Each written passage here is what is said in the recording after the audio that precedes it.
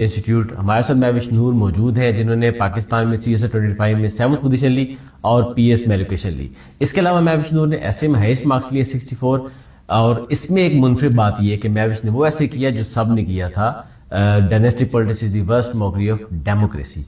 तो महविश से हम पूछते हैं कि इन्होंने वो ऐसे क्यों चूज किया और फिर मार्क्स कैसे इतने जबरदस्त से लिए।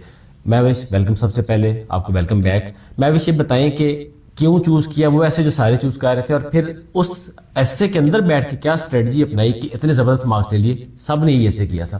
जी, तो क्योंकि मुझे खुद भी इंस्टा पे बहुत से बच्चे मुझसे मैसेज कर रहे हैं कि मेरी ऐसे की स्ट्रेटजी क्या थी, तो इंग्लिश ऐसे के लिए मैंने जैसे कि dynastic politics makes the worst mockery of democracy, ये मेरा ऐसे था जो मैंने चूज किया था। और इसके लिए ऐसे के अंदर बैठ के जब मैं when I was sitting in the examination hall, सबसे पहले तो मैंने ब्रेनस्टॉर्मिंग की थी और फिर मैंने 2-3 ऐसे पहले सिलेक्ट किए थे, उनको ब्रेनस्टॉर्म किया था। तो फिर मैंने चूज इस वाले को किया। इसको क्यों चूज किया, ये पर्टिकुलर रीजन क्या है? आपको नहीं डर नहीं लगा सारे ये कर रहे हैं?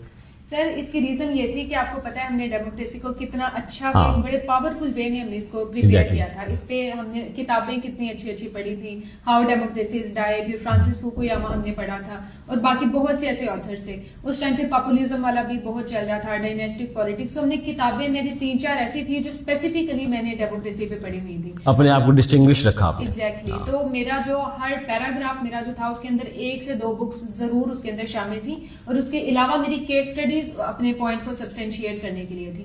और एक मेरा जो डिफरिंग पॉइंट ये था कि मैंने कोई फैक्ट्स या फिगर्स नहीं ऐड किए। एक होता है ना कि आप बहुत स्टैटिस्टिक्स, आपने ओपिनियन मेरा बिल्कुल अपना ओपिनियन था और उस ओपिनियन को मैंने सब्सटेंशिएट किया था एक अच्छी किताब से। और किताब भी वो थी जो फॉरेन ऑथर की थी, कोई भी ऐसी किताब नहीं थी जो लोकल है इस तरह से। तो मेरे जो पॉइंट्स थे ना वो बहुत डिफरेंट और पावरफुल थे। अच्छा, मैं जी आप जल्दी से बता। दूसरी बात ये सर, हमने एक्सप्रेशन पे कितना ज्यादा काम किया। एक्सप्रेशन जबरदस्त था आपका। जी, जब आप मेरे इवन ऐसे पढ़ते भी थे तो आप कहते थे मैं भी आपने इतना पावरफुल कर लिया ना कि आपका अब ऐसे फेल होने वाला नहीं है। तो वो जो मेरी स्टार्टर लाइंस थी मेरी वो बहुत अच्छी थी, फिर टॉपिक्स सेंटेंसेस मेरे बहुत अच्छे थे।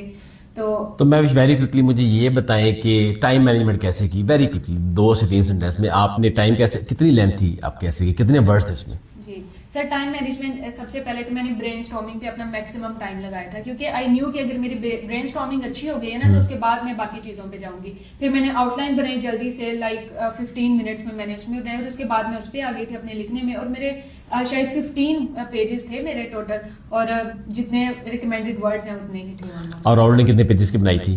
सर मेरी 3 पेजेस की आउटलाइन थी। चले Mahvish, thank you so much ji. हम महविश को थैंक यू मैं बोल रहा हूँ और नेक्स्ट वीडियो के लिए आप वेट करते रहे महविश का, हम बाकी स्ट्रेटजी वीडियो महविश